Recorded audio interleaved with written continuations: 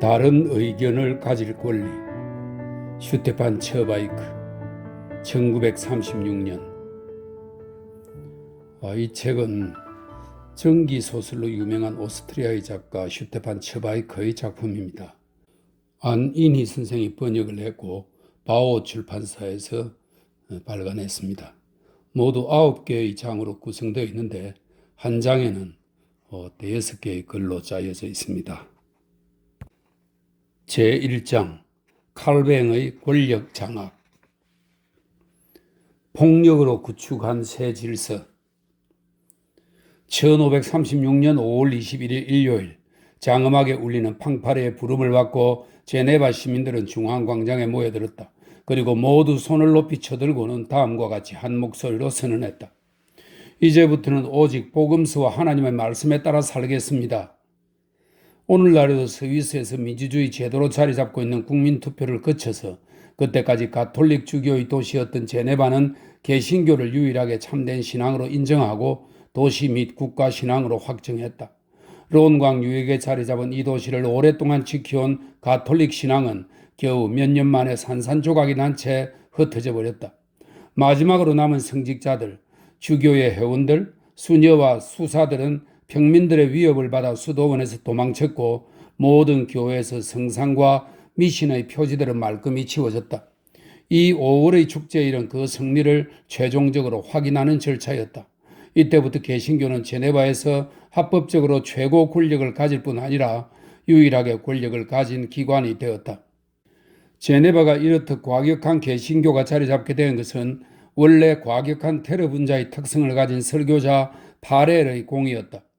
광신적인 천성에다 좁고 강철 같은 이마를 가진 남자, 강인하지만 단순한 기질의 인간. 온건한 에라스무스는 그에 대해서 일생 동안 이보다 더 불손하고 뻔뻔스런 사람을 본 적이 없다고 말했다. 이 남방의 루트가 대중을 강요하고 제압하는 힘을 행사한 것이다. 자그마하고 못생기고 붉은 수염에 뻣뻣한 머릿결을 가진 그는 천둥치는 듯한 음성과 폭력적인 천성에서 나오는 거침없는 열정으로 민중을 선동하여 격정적인 폭동으로 몰아넣었다. 정치가로서 당통익을 했듯이 이 종교적 혁명가도 여기저기 흩어져 숨어있던 인간들을 한데 끌어모아서 결정적인 공격을 하도록 불을 당길 수 있었다. 파렐은 승리하기에 앞서 여러 번이나 자신의 목숨을 걸었고 시골에서는 돌 팔매질의 위협을 받고 모든 관청에 체포되고 추방당했다. 그러나 오직 한 가지 이념에 지배되는 인간의 원시적인 힘과 비타협적인 특성으로 그는 모든 장애를 무너뜨렸다. 자신의 친위대를 이끌고 사제가 미사를 집전하고 있는 가톨릭 교회로 쳐들어가서는 제멋대로 강단에 올라가 지지자들의 환호를 받으며 가톨릭 교도들의 혐오감에 맞서서 설교를 했다. 거리의 불황아들을 모아 소년단을 만들고 어린아이들을 부추겨서 예배 중인 가톨릭 교회로 몰려 들어가서 소리 지르고 웃는 등 난장판을 만들었다. 지지자들의 세력이 점점 더 강력해지자 용기를 얻은 그는 최후의 돌격을 위해 친위대를 소집했다. 그는 수도원으로 쳐들어가서 성화들을 벽에서 떼내어 불질러버렸다. 이렇게 노골적인 폭력의 방식은 성공을 거두었다. 언제나 그렇듯이 소수의 활동가들이 용기를 보이고 테러를 마다하지 않으면 온건한 다수는 위협받기 마련이다. 가톨릭 교도들은 이러한 위법 행동을 고소하러 시당국에 몰려가기도 했지만 대개는 체념하고 집안에 틀어박혀 있었다. 결국 아무런 대책도 없이 주교는 도망쳐버리고 이 도시는 승리한 개신교도의 손에 넘어갔다. 그러나 막상 승리를 하고 보니 파렐은 창조력이 없는 혁명가라는 사실이 드러났다. 그는 돌진과 광신주의로 낡은 질서를 파괴할 수는 있었지만 새로운 질서를 세울 인물은 되지 못했다. 파렐은 비난을 퍼부을 수는 있지만 형성할 줄은 몰랐고 선동가였지만 건설할 줄은 몰랐다. 그는 로마 가톨릭 교회를 향해서 돌진하고 우둔한 대중을 선동하여 신부와 수녀들을 미워하도록 만들었으며 혁명가의 주먹으로 돌처럼 낡은 법칙의 목록을 깨뜨릴 수 있었다. 그러나 막상 깨어져버린 자네를 앞에 놓고는 어찌할 바를 몰랐다. 이제 제네바에서 밀려난 가톨릭 교회 대신 새로운 조직을 세울 때가 되자 파렐은 당황했다. 거리의 혁명가였던 그는 오직 파괴함으로써 새로운 것을 위한 공간을 만들어낼 수는 있었지만 정신적이고 구조적으로 새로운 것을 형성해 나갈 수는 없었다. 부수는 것으로 그의 행위는 끝났고 건설을 위해서는 다른 사람이 나서야 할 참이었다. 너무 성급한 승리 뒤에 나타나는 이러한 불안의 순간을 경험한 것은 당시 파렐 한 사람만이 아니었다. 독일과 스위스의 다른 지방에서도 종교개혁 지도자들은 자신들 앞에 놓인 역사적 과제를 보고 불안해하면서 일치된 태도를 보이지 못하고 있었다. 루트나 츠빙글리가 처음에 바란 것은 당시에 존재하던 가톨릭 교회를 정화하려는 것뿐이었다. 교황과 공의회의 권위로부터 신앙을 되찾아서 그때까지 잊혀졌던 복음서의 가르침에 따르게 하려는 것뿐이었다. 그들에게 종교개혁이란 말뜻 그대로 개혁이었다. 즉 개선하고 정화하고 원래의 상태로 회복시킨다는 의미였다. 그러나 가톨릭 교회가 완고하게 자기 입장만을 고수하면서 조금도 양보하려 들지 않자 점차 가톨릭 교회의 안이 아니라 밖에서 자신들의 종교를 실현시켜야 한다는 사명감을 갖게 되었다. 그러나 파괴의 단계를 지나 건설의 단계에 이르자 이들은 뿔뿔이 흩어지게 되었다. 물론 종교적 혁명가들, 그러니까 루터나 츠빙글리, 그 밖의 다른 종교개혁 신학자들이 형제처럼 단결하여 새로운 교회를 위해 통합된 신앙 형식과 실천 방안을 합의하는 것이 합리적이었으리라. 그러나 과연 합리적이고 자연적인 일이 역사상 실현된 적이 있었던가? 세계적으로 통일된 하나의 개신교회가 생기는 대신 곳곳에서 교회들이 개별적으로 일어났다. 비텐베르그는 취리히와 제네바의 가르침이나 베른의 방식을 받아들이려 하지 않았다. 각 도시는 각자의 개혁을 나름대로의 방식으로 성취하려 들었다. 이러한 위기에서 유럽 국가들의 민족주의적인 자만심이 스위스 칸톤에 축소된 형태로 미리 반영되어 나타났다. 이 칸톤은 스위스의 주를 이루는 말입니다. 오늘날에는 26개의 칸톤이 있습니다. 힘을 합쳐서 세계의 교회, 즉 가톨릭을 파괴했던 개혁파 신학자들, 즉 루트, 츠빙글리, 멜랑이톤, 칼슈타트, 부처 등은 이제 신학적인 분쟁을 벌이고 종교 논문을 써서 사소한 싸움들을 하느라 온 힘을 다하고 있었다. 제네바의 파렐은 낡은 질서의 잿더미 앞에서 어찌할 바를 모르고 있었다. 자신에게 맡겨진 역사적 과업은 완수했지만 그 결과와 요구를 감당할 힘이 없는 인간이 겪어야 할 영원한 비극이었다. 시대의 요청을 꿰뚫은 젊은 칼뱅. 이 비극적인 승리자가 우연히 저 유명한 장 칼뱅이 프랑스 사부와 지방을 여행하는 중에 제네바에 하루 동안 머물 예정이라는 소식을 들은 것은 행운이었다. 그는 곧바로 칼뱅의 숙소로 찾아가서 조언을 구하고 새로운 건설 작업을 위해 그의 도움을 요청했다. 당시 26살이던 칼뱅은 파렐보다는 거의 20살 가까이 아래였지만 이미 확고한 권위를 인정받고 있었다. 프랑스 느와용에서 주교구의 관세 징수관 겸 공정인의 아들로 태어난 그는 에라스무스와 로욜라도 다녔던 엄격한 몽테기 학교에서 교육을 받았다. 처음에는 성직자로 후에는 법률가로 훈련을 받은 칼뱅은 24살 때 루트파를 편들었다는 이유로 프랑스에서 쫓겨나 바젤로 도망쳐온 인물이었다. 대부분의 사람들이 고향을 잃으면서 내면의 힘도 잃어버리는 것과는 반대로 이 망명이 그에게는 오히려 도움이 되었다. 유럽의 교통요지인 바젤은 수많은 형태의 개신교가 서로 만나고 또 다투는 장소여서 칼뱅은 먼 장래를 내다보는 논리적 두뇌를 가진 천재의 밝은 눈길로 시대의 요청을 일찌감치 꿰뚫어 볼 수 있었던 것이다. 개신교 교리의 핵심으로부터 점점 더 과격한 주장들이 싹트 나왔고 범신론자, 무신론자, 몽상과 광신자들이 개신교를 기독교로부터 떼어놓기 시작했다. 민스터에서는 제세례파의 무시무시한 희비극이 피와 공포로 끝을 맺었다. 개혁파는 바야흐로 작은 분파들로 찢기고 갈라져서 로마 가톨릭 교회처럼 세계교회로 발돋움하지 못할 위기에 처해 있었다. 24살 된 칼뱅은 예언자적인 확신을 가지고 개혁파의 자기 분열에 맞서서 제때 새로운 교리의 정신적인 요체를 한 권의 책, 하나의 도식, 하나의 프로그램으로 집약해야 할 필요성을 깨달았다. 그래서 개혁파 지도자들이 개별적인 문제들을 놓고 다투고 있을 때 이 이름 없는 젊은 법률가이자 신학자는 젊음이 가진 찬란한 무모함으로 확고하게 전체를 지향했다. 그리하여 1년 만에 기독교 강요를 1535년에 내놓아 최초로 개신교 교리의 기반을 닦았다. 그것은 교리책이자 안내서이며 개신교의 기본서였다. 이 기독교 강요는 역사의 흐름을 결정하고 유럽의 얼굴을 바꾸어 놓았다고 조금도 과장하지 않고 말할 수 있는 전 세계에서 10권에서 20권 안에 드는 책이다.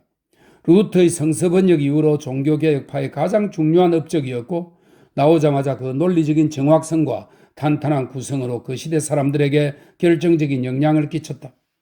언제나 정신적인 운동은 그것을 시작할 천재적인 인물과 함께 그것을 끝맺을 천재적인 인물을 필요로 한다. 루터가 영감을 받은 사람으로서 종교개혁을 시작했다면 칼뱅은 조직자로서 종교개혁이 천갈래 만갈래 찢어지기 전에 그것을 붙잡아 세운 인물이었다. 어떤 의미에서 이 기독교 강요는 나폴레옹 법전이 프랑스 혁명을 매듭지은 것처럼 종교혁명을 종결지은 작업이었다. 이 두 가지 작업은 종결선을 끄음으로써 전체 운동의 총합을 이끌어내고 흘러넘치는 운동에서 그 시작의 열화와 같은 열광을 빼앗고 마침내 법칙과 안정성의 형식을 부여했다. 그래서 방종이던 것이 교의가 되고 자유는 독재로 변했으며 영적인 흥분은 정신적인 규범이 되었다. 물론 모든 혁명이 멈추었으면 언제나 그렇듯이 종교혁명도 그 최종 단계에서 원래 가지고 있던 역동적인 특성을 어느 정도 잃어버렸다. 그러나 이 순간부터 개신교는 정신적으로 통합된 세계적인 힘으로 가톨릭 교회와 맞서게 되었다. 자신이 한번 형식화한 내용은 절대로 그 완강함을 줄이거나 변경시키지 않는 것이 칼뱅의 능력이었다. 훗날 그가 내놓은 이 저술의 온갖 판본들은 처음에 결정적으로 인식한 것을 확장한 것일 뿐 수정한 것은 없었다. 26의 나이에 그는 마르크스나 쇼펜하우어처럼 자신의 세계관을 두루 체험하지 않고도 이미 마지막까지 다 생각해버린 것이다.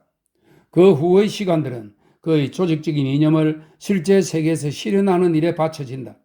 어떤 결정적인 말도 변경하지 않고 특히 그 자신은 절대로 변하지 않을 것이며 어느 누구에게 맞서서도 단 한 걸음도 뒤로 물러서지 않을 것이었다. 칼뱅은 상대를 파괴하거나 아니면 자신이 붕괴되는 수밖에 없었다. 칼뱅이나 혹은 그에게 대항하는 데 중간적인 감정이란 아무 소용이 없었다. 단 하나의 선택밖에는 없었다. 칼뱅을 부정하거나 아니면 완전히 칼뱅에게 종속될 뿐이었다. 첫 만남, 첫 대화에서 파렐은 이미 이 점을 알아차렸다. 그리고 바로 이 사실이 그의 인간적인 위대성을 드러내 보여준다. 파렐은 자기가 20살이나 위였지만 그 순간부터 칼뱅에게 완전히 종속되었다.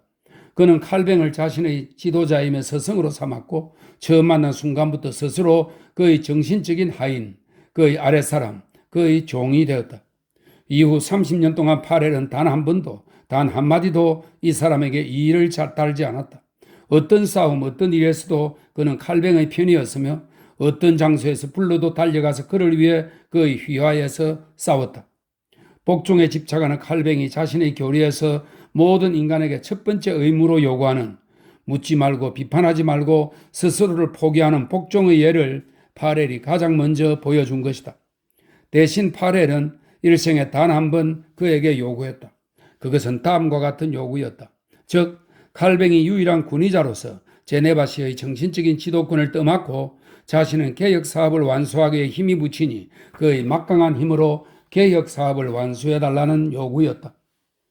칼뱅은 훗날 자신이 얼마나 오래, 얼마나 확고하게 이 놀라운 부름을 거부했던가를 기록하고 있다.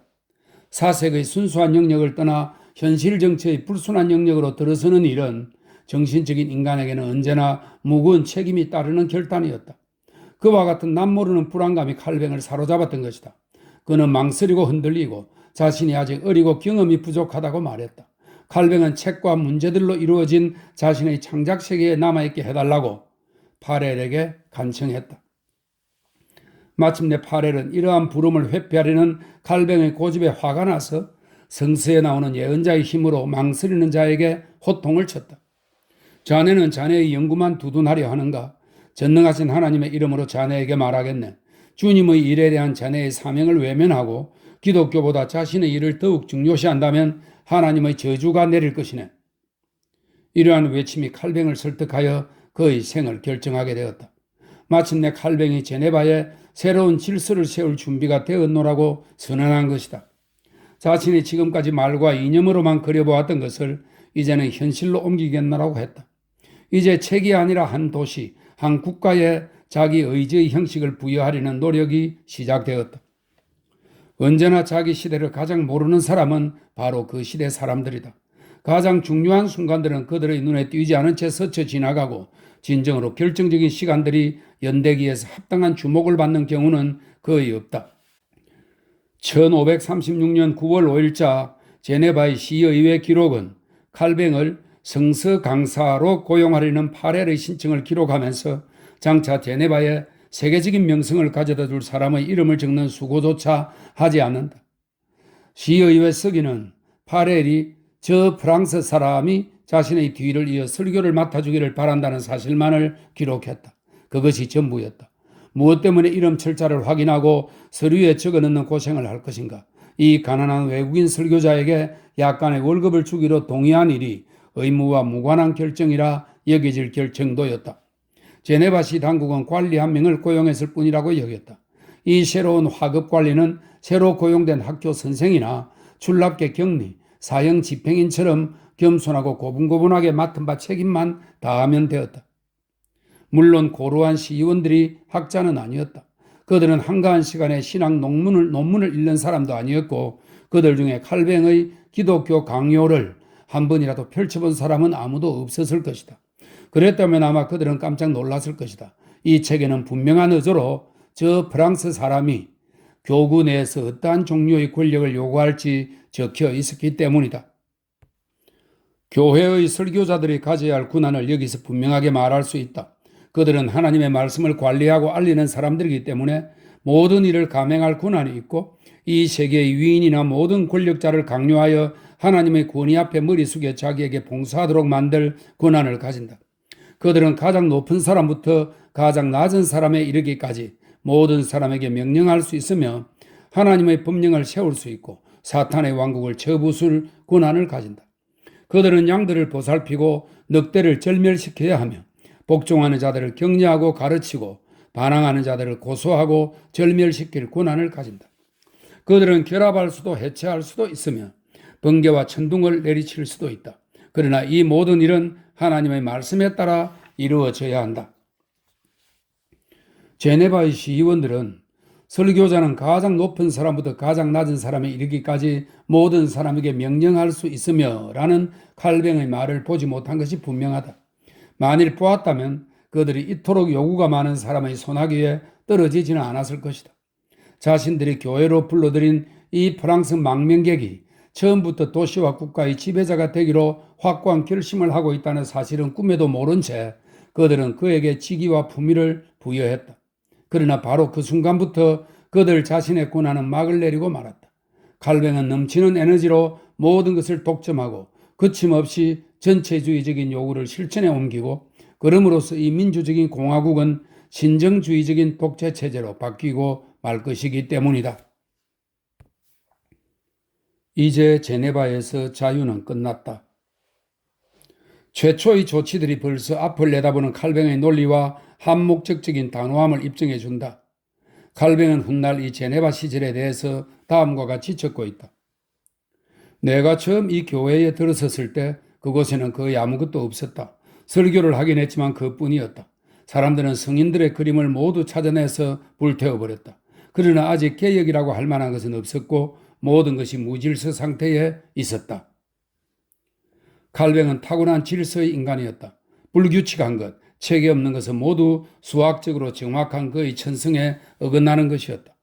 사람들을 새로운 신앙에 알맞도록 훈련시키려고 한다면 우선 그들에게 무엇을 믿고 고백해야 할 것인지를 가르쳐야 한다. 그들은 무엇이 허용된 것이고 무엇이 금지된 것인지 정확하게 분별할 줄 알아야 한다. 지상의 왕국처럼 모든 정신의 왕국도 눈에 보이는 경계선과 법칙을 필요로 한다. 그래서 칼뱅은 석 달이 지나자 벌써 교리문답서를 시의회에 제출했다. 그것은 개신교의 기본 원칙들을 21개 조항으로 정확하게 요약한 것이었다. 이 교리문답서, 어느 정도는 개신교의 10계명으로서의 이 교리문답서는 시의회로부터 원칙적인 동의를 받았다. 그러나 칼뱅은 단순한 동의만으로는 만족하지 않았다. 그는 단 한 점도 벗어남이 없는 완벽한 복종을 요구했다. 교리를 형식화했다는 사실만으로는 만족할 수 없었다. 어떤 사람이 그를 따를 것인지, 그리고 어느 정도나 따를 것인지 하는 자유가 여전히 개인에게 주어져 있었기 때문이다. 칼뱅은 교리 문제와 생활에서 한 채의 자유도 허락할 인물이 아니었다. 그는 정신적 종교적인 문제에서 개인의 내적인 확신을 위해 단 한 줌의 여지도 남겨둘 생각이 없었다. 그의 생각에 따르면 교회는 모든 인간에게 절대적인 복종을 강요할 권리뿐 아니라 의무를 가지며 단순히 열의가 없다는 사실만으로도 벌을 내려야만 했다.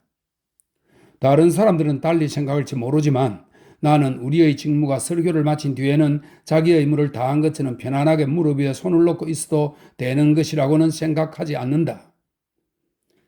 그의 교리문답서는 단순히 신앙의 노선만을 묘사한 것이 아니라 국가법이 되어야 했다. 그래서 그는 제네바 시민들이 한 사람 한 사람 공개적으로 이 교리문답을 받아들이고 그에 따르기로 맹세하는 일을 직권으로 강요해달라고 시의회에 요구했다. 시민들은 초등학생처럼 10명씩 장로의 안내를 받아 교회에 가서는 오른손을 들고 장관이 낭독하는 맹세를 같이 해야만 했다. 이 맹세를 거부하는 사람은 곧바로 도시를 떠나라는 강제 명령을 받았다. 이 요구는 매우 단호한 것이었다. 이때부터 종교 문제에 관한 한 칼뱅의 요구와 견해에서 머리카락만큼만 벗어나도 제네바 성벽 안에서 살 수 없다는 뜻이었다. 루트가 요구한 기독교인의 자유는 제네바에서 끝이 났으며 종교가 개인의 양심의 문제라는 생각도 종말을 고했다. 논리가 윤리를 지배하게 되었고 문자가 종교개혁의 정신 위에 놓이게 되었다. 칼뱅이 이 도시에 발을 들여놓는 순간 제네바에서는 어떤 형태의 자유도 끝나고 말았다. 이제 단 하나의 의지가 모든 사람의 의지 위에 놓이게 되었다. 모든 독재는 폭력 없이는 생각할 수도 유지할 수도 없다. 권력을 유지하려는 사람은 권력의 수단을 쥘 필요가 있다. 명령하는 사람은 형벌을 줄 권리도 함께 갖지 않으면 안 된다. 칼뱅의 임용 조건에 따르면 그에게는 교회의 위반 사례에 대해서 추방 명령을 내릴 권한이 없었다. 시의원들은 신자들에게 성서를 해석해주는 성서 강사를 초빙했을 뿐이었다. 즉 설교를 함으로써 신자들을 올바른 신앙으로 이끌 설교자를 초빙한 것이었다. 시의원들은 시민들의 법적 도덕적인 태도에 대해 형벌을 내릴 권한은 자신들의 재판권에 속한다고 잘못 생각하고 있었다. 루트도 처빙권리도 다른 어떤 개혁 지도자들도 그때까지 시당국에 이러한 권한이나 권력을 요구한 적이 없었다. 그러나 천성이 권위적인 칼뱅은 시당국을 자신의 명령과 지시를 실천하는 기관으로 격화시키기 위해 초인적인 의지를 쏟아부었다. 법적으로 그런 권한이 자신에게 주어지지 않았으므로 그는 제명이라는 수단을 도입해서 그런 권한을 스스로 만들어냈다. 만찬이라는 종교적 신비를 천재적으로 이용해서 그것을 개인적인 권력과 압제의 수단으로 바꾸었던 것이다. 칼뱅파 설교자는 평소 도덕적인 태도에 아무런 문제가 없다고 생각되는 사람만을 주님의 만찬에 와도 좋다고 허용했다. 그러나 설교자의 만찬에 초대받지 못한 사람, 바로 여기에 이 무기의 힘이 실려 있다는 설명이 있습니다. 초대받지 못한 사람은 시민으로서도 끝장이 나버린다. 아무도 그와 이야기하거나 물건을 팔거나 사서는 안 되었다. 그러므로서 종교적 관청이 이용하는 순전히 종교적인 조치가 곧바로 사회적인 조치로 바뀌고 사업상의 보이콧으로 바뀌었다. 그런데도 추방된 사람이 여전히 깨닫지 못하고 설교자가 요구하는 공적인 참여를 거부하면 칼뱅은 그에게 추방을 명령했다. 칼뱅의 적대자는 비록 가장 존경받는 시민일지라도 제네바에서는 계속 살 수가 없었다. 종교적으로 불만을 가진 사람은 그때부터 시민으로서의 생존에도 심각한 위협을 받게 된다. 이 번개를 손에 든 칼뱅은 자기에게 저항하는 모든 사람들을 쓰러뜨릴 수 있었다. 단 한 번 대담하게 움켜쥐는 행동으로 그는 번개와 천둥을 손에 쥐게 되었다. 전에는 도시의 주교도 감히 가져보지 못한 무기였다.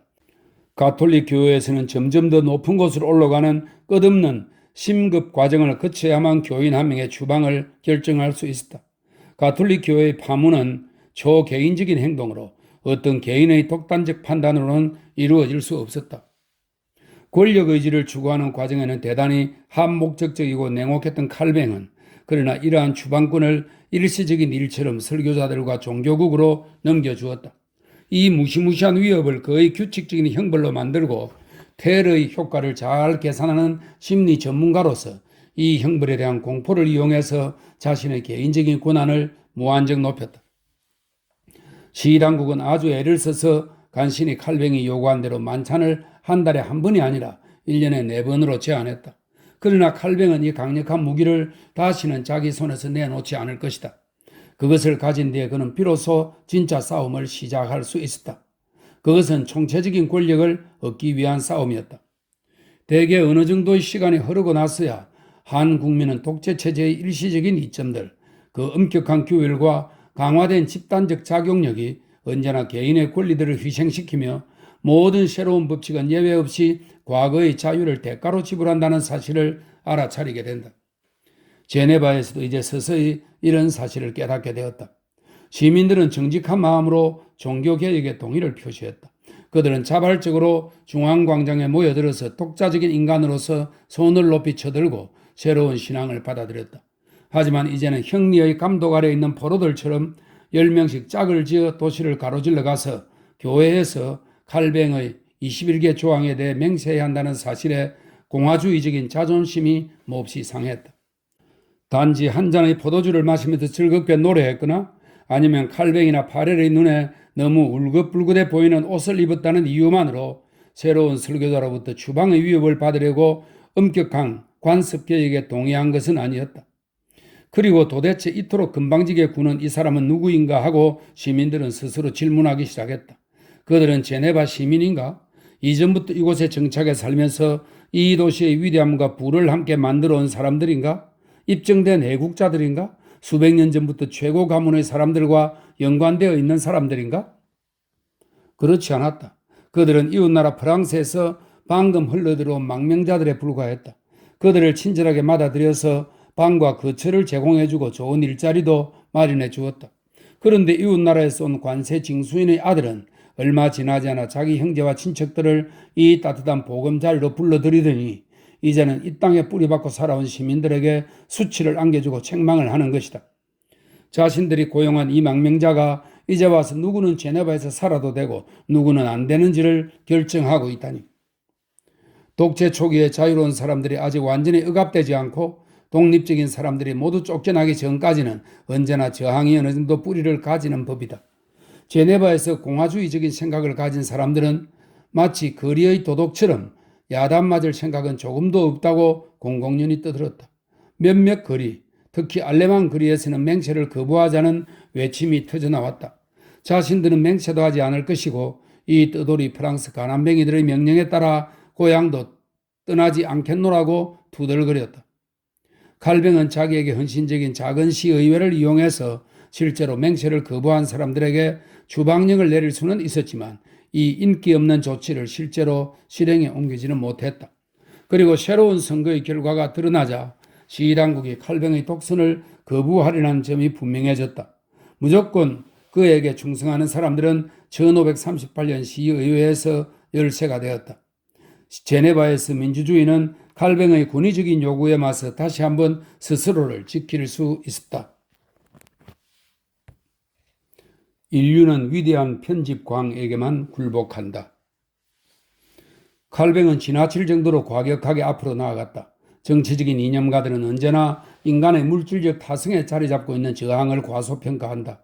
그들은 언제나 결정적인 변화가 정신적인 사색처럼 현실적으로도 재빨리 실현될 수 있다고 생각한다. 칼뱅이 세속의 관청을 장악하지 못하고 있는 동안에는 좀 더 온건하게 행동하는 게 현명했을 것이다. 아직까지는 그에게 유리한 형편이었기 때문이다. 새로 선출된 시의회도 그에게 조심성을 보이는 정도였지 적대감을 보인 것은 아니었다. 이 짧은 기간에는 가장 과격한 그의 적들도 칼뱅의 광신주의의 밑바탕에 절대 도덕의 의지가 깔려있다는 사실을 인정하지 않을 수 없었다.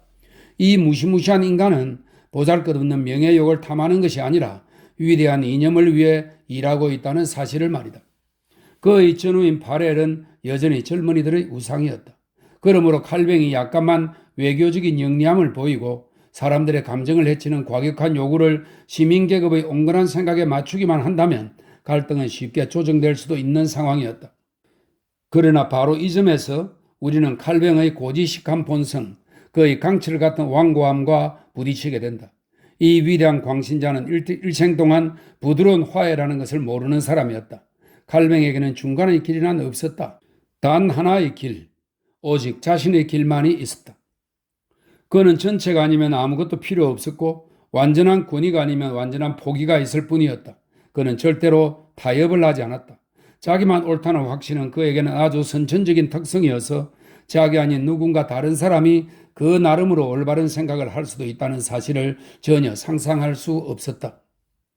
칼뱅에게는 자기만이 다른 사람을 가르칠 수 있고 다른 사람은 자기에게 배워야 한다는 것이 하나의 공리로 되어 있었다. 정직하고 참된 확신에 넘쳐서 그는 이렇게 말하기도 했다. 내가 가르치는 것을 나는 하나님에게서 얻는다. 이 사실이 나의 양심에 힘이 된다. 경악할 정도로 무서운 자기 확신으로 그는 자신의 주장이 절대적 진리와 같다고 주장한다. 하나님께서 내게 무엇이 옳고 무엇이 그런지 판단할 은총을 내리셨다. 그리고 누군가 다른 사람이 자기 의견에 반대하는 의견을 감히 주장하기라도 하면 자기 자신에 사로잡히는 이 사람은 언제나 격분하곤 했다. 항의를 받으면 칼뱅은 일종의 신경발작을 일으켜서 정신적 예민함이 육체로 전이되어 나타났다. 그는 위장이 뒤집혀서 담즙을 토했다. 상대방이 매우 침착하게 학술적으로 이의를 제기해도 감히 다른 방식으로 생각하고 있다는 사실만으로 칼뱅에게는 이미 불구대천의 원수였다. 한 발 더 나아가 그런 사람은 세계의 원수이고 하나님의 원수로 여겼다.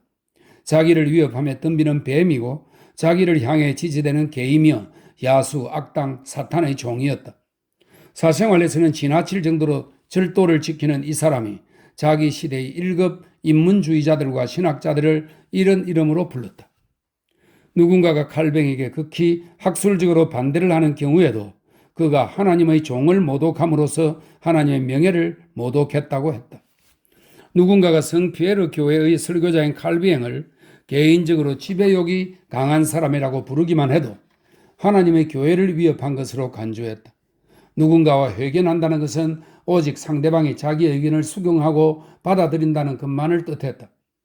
이 특별히 명석한 정신의 소유자는 일생 동안 단 한순간도 자기만이 하나님의 말씀을 해석할 권리, 자기만이 진리를 알 권리를 가지고 있다는 생각을 의심해 본 적이 없었다. 그러나 바로 이 위대한 편집점, 곧 자기 자신에 대한 완고한 믿음과 예언자처럼 자기 안에 사로잡힌 상태 덕분에 칼뱅은 현실에서 견뎌낼 수 있었다. 그의 돌같은 확고함, 강철 같은 비인간적인 완고함이 그가 거둔 정치적 승리의 비밀이었다. 그토록 자기 자신에 사로잡히고 그토록 지독하게 편협한 자기 확신이 한 남자를 세계 역사에 남을 지도자로 만들어냈다. 언제나 도발적인 인간에게 굴복하고 나는 인류는 단 한 번도 참을성이 많고 공정한 사람에게 굴종한 적이 없었다. 오직 자신의 진리가 유일하게 가능한 진리이며 자신의 의지가 세계 법칙의 기본 공식이라고 선포할 용기를 가진 위대한 편집광들에게만 인류는 굴종해왔다. 새로운 시의회의 다수파가 그에게 반대하면서 평화를 위해 이 거친 위협과 제명을 그만두고 베른교회의 온건한 사상을 받아들이자고 공손하게 설득했지만 칼뱅은 조금도 흔들리지 않았다. 칼뱅처럼 완고한 인간은 자기가 단 한치라도 양보해야 한다면 결코 평화를 받아들이지 않는다. 어떠한 타협도 그의 권위적인 천성으로는 불가능했다.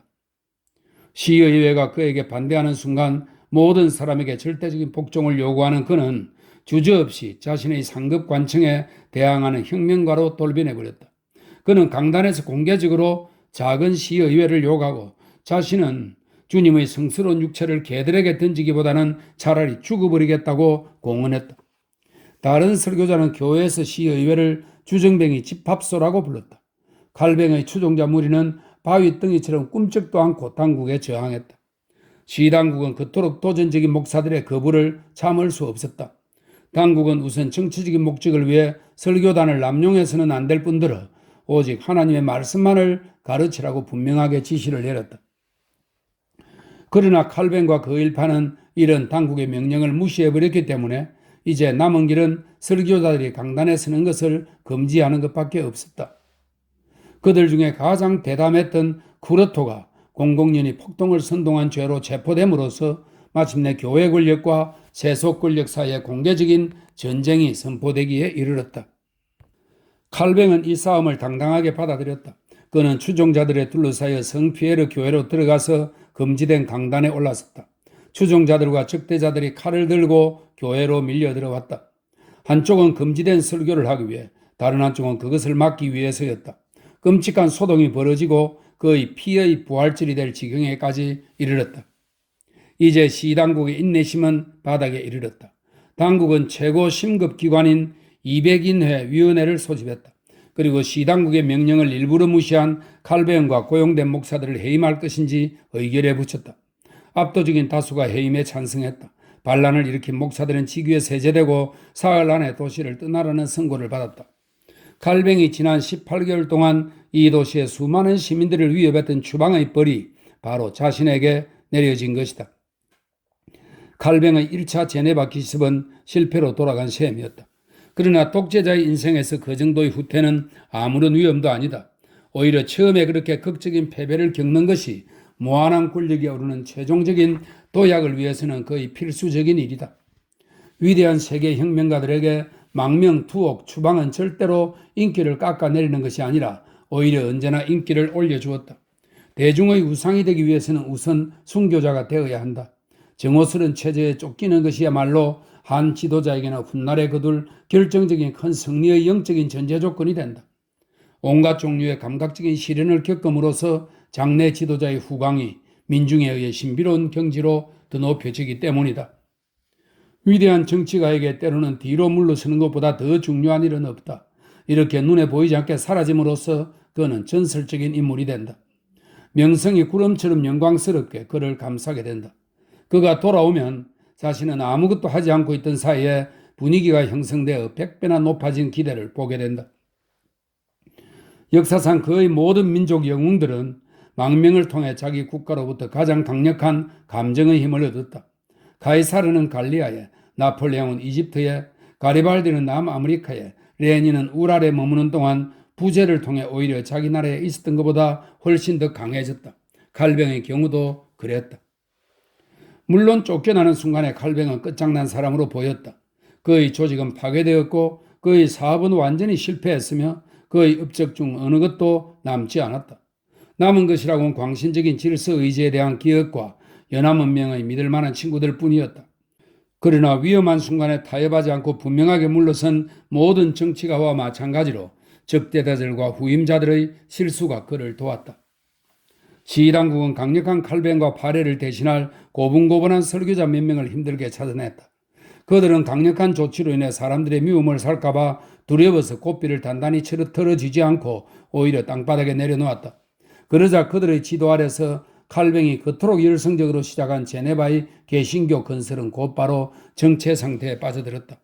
신앙 문제에 대한 불확실성이 시민들을 사로잡게 되자 쫓겨난 가톨릭 교회 측은 서서히 용기를 되찾고 똑똑한 중재자를 내세워 제네바를 다시 교황편으로 돌려놓기 위해 노력했다. 상황이 점점 더 힘들어졌다.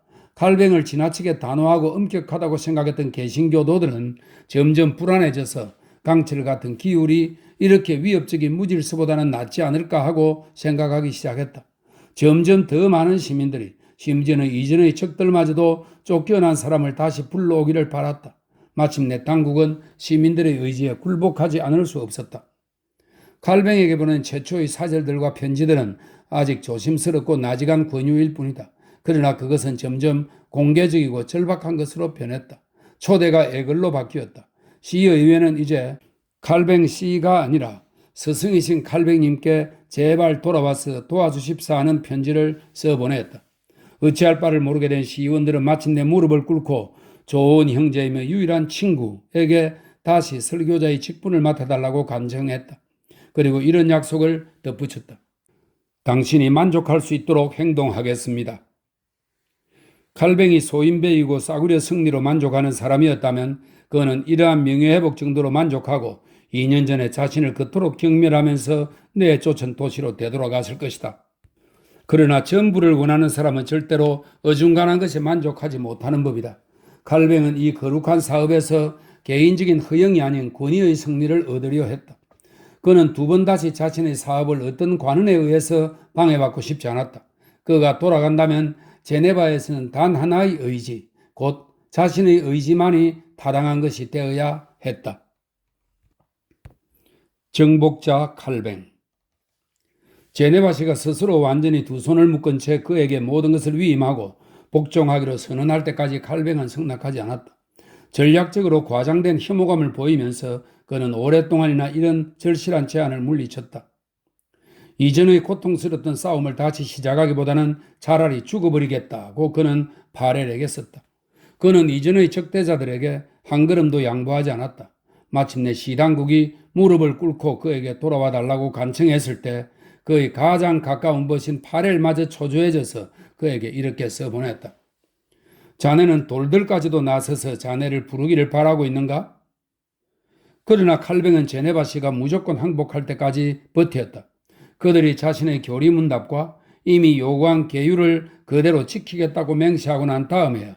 그리고 의회가 스트라스부르시와 그 시민들에게 편지를 보내서 그곳에선 없어도 되는 이 사람을 제발 자기들에게 보내달라고 간청을 한 뒤에 제네바시가 칼뱅 개인이 아닌 전 세계가 지켜보는 앞에서 그에게 무릎을 꿇은 다음에야 비로소 그는 승낙하고 마침내 새로운 군의로 가득 채워진 옛날의 직책을 받아들이겠다고 동의했다. 패배한 도시가 정복자에게 하는 태도로 제네바시는 칼뱅의 입성을 준비했다. 그의 불쾌감을 진정시키기 위해 생각해낼 수 있는 모든 일이 행해졌다. 옛날의 엄격한 칙령들이 다시 발동되었다. 자신의 종교적인 명령들이 벌써 시행되고 있다는 것을 칼뱅이 알 수 있도록 작은 시의회는 그를 위해 정운이 딸린 거처를 구하고 필요한 가재도구를 장만해 두었다. 특히 성피에르 교회의 강단은 그가 설교하기에 편하고 그의 모습이 모든 사람들에게 더 잘 보이도록 개조되었다. 명예가 뒤를 이었다. 칼뱅이 스트라스부르시를 출발하기도 전에 특사가 파견되어 그에게 제네바시의 인사를 먼저 전했다. 그리고 제네바 시민들이 그 가족의 이사 경비를 지불했다. 9월 13일 마침내 여행마차가 코르나뱅 성문으로 다가왔다. 그러자 수많은 사람들이 몰려들어서 환호성을 지르며 돌아오는 사람을 성문 안으로 맞아들였다. 칼뱅은 이제 양처럼 부드럽고 온순한 도시를 장악했다. 그는 다시는 이 도시를 떠나지 않고 그것을 자기 사상의 예술품으로 만들 것이다.